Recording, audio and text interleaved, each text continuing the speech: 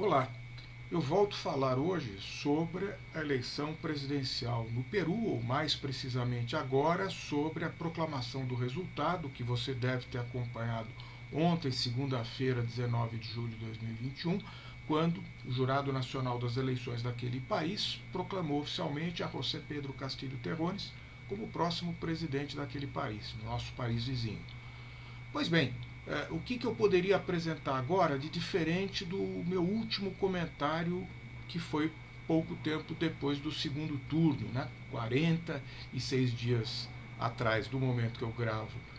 este vídeo e 45 de ontem, né? Se passaram 45 dias para que fosse proclamado esse resultado, como vocês viram, devido às tensões, pendências, denúncias da parte da candidata derrotada Keiko Fujimori, uma vez que a diferença de votos foi muito pequena, de menos 49 mil votos, e isso fez com que ela procurasse se valer do direito de recorrer aí dessa decisão para tentar reverter esse desfecho que era mais ou menos dado como certo. Muito bem, o que me parece de novidade que nós podemos tratar nesse momento é que a incerteza continua razoavelmente alta, embora se reduziu um pouco com a própria proclamação dos resultados oficiais e, mais importante, com o fato de que Keiko Fujimori, poucas horas antes da proclamação oficial, fez questão de afirmar numa coletiva à imprensa que acataria os resultados a despeito de entender que a eleição, o resultado era ilegítimo, mas como uma defensora da Constituição, do regime democrático, ela não poderia agir de maneira diferente. E do lado do eleito de Pedro Castilho, foi interessante essa afirmação dela, porque ele que vinha durante boa parte, tanto da sua pré-candidatura como da sua candidatura, e nessa fase já pós-segundo turno, afirmando que defendia fortemente a realização de uma constituinte, ele deu a entender ontem que essa questão só ocorrerá, ou seja, a convocação de uma constituinte, se os peruanos, o povo peruano assim o desejar, mas que a tendência é ele marchar com essa Constituição. Isso, de certa maneira, acalma provisoriamente um pouco aí a sociedade peruana, os mercados, assegura, pelo menos nessa fase, alguma estabilidade política tão necessária para quem toma posse em uma semana.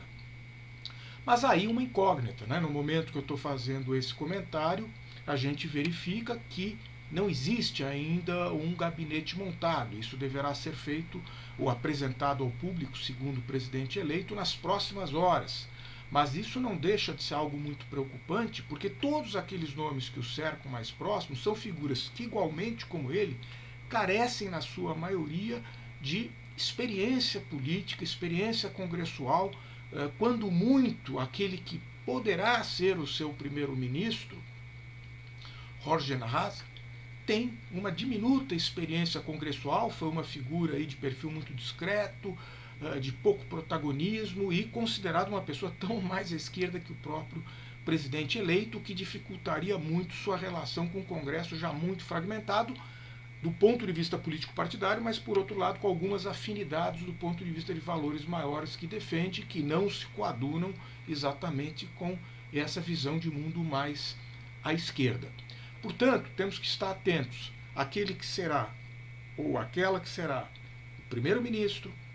ou a primeira-ministra, o ministro da Economia e, muito importante também, quem virá a ser o seu chanceler, o seu ministro ou a ministra das Relações Exteriores, porque a relação com o mundo, nesse mundo cada vez mais interdependente, é muito importante, é muito decisiva, e para um país também que é exportador de commodities, que tem uma riqueza mineral muito grande,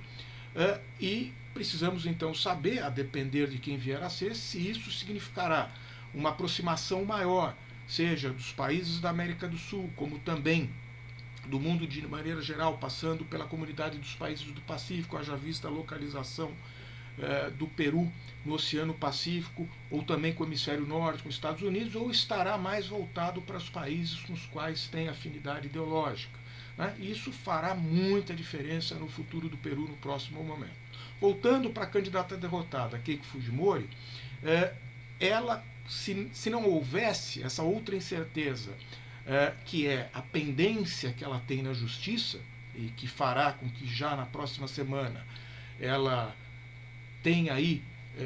várias questões a responder a esta instituição, eu diria que ela se credenciaria para ser a grande líder da oposição. Acho que a fala dela, dizendo que é fundamental defender o regime democrático, a atual Constituição, valores básicos e fundamentais da sociedade peruana pela liberdade, pelo regime democrático, ela mostra uma disposição e conta com reconhecimento de muitas lideranças para, de certa maneira, ser uma grande líder de oposição, mas existe, claro, essa pendência que eu mencionei agora para vocês. Portanto, aí as próximas horas, a partir provavelmente de amanhã, mais tardar quinta-feira, até dia 28 de julho, quando se dá então a posse do novo presidente com seu gabinete, muita coisa ainda vai acontecer na vida dos peruanos, e por que não dizer de nós, que somos seu país vizinho, e torcemos muito para que haja muito discernimento e muito cuidado aí na montagem do gabinete pela parte do presidente Pedro Castillo, levando em conta essa realidade de um Peru muito dividido, que ficou muito polarizado nesse segundo turno, como mostrou esse resultado extremamente apertado, e também o resultado para o Congresso Nacional muitíssimo fragmentado, sem uma força política hegemônica. Era isso que eu queria falar para vocês hoje. Se apreciaram aí as nossas considerações, ficaria muito feliz se voltassem a acompanhar outros vídeos, tantos que apresentaremos proximamente, como que já temos aí gravados, e também, como você pode observar na parte inferior aí do vídeo, nessas barras de ligação, as conexões que nós propomos aí para o nosso site, para vários textos, reflexões, informações, nas quais nós tratamos dos países da América do Sul, dentro dos quais nosso querido Brasil, como também das unidades federativas e do principal município do país, São Paulo. Era isso que eu tinha a dizer. Agradeço aí a sua atenção e até muito breve.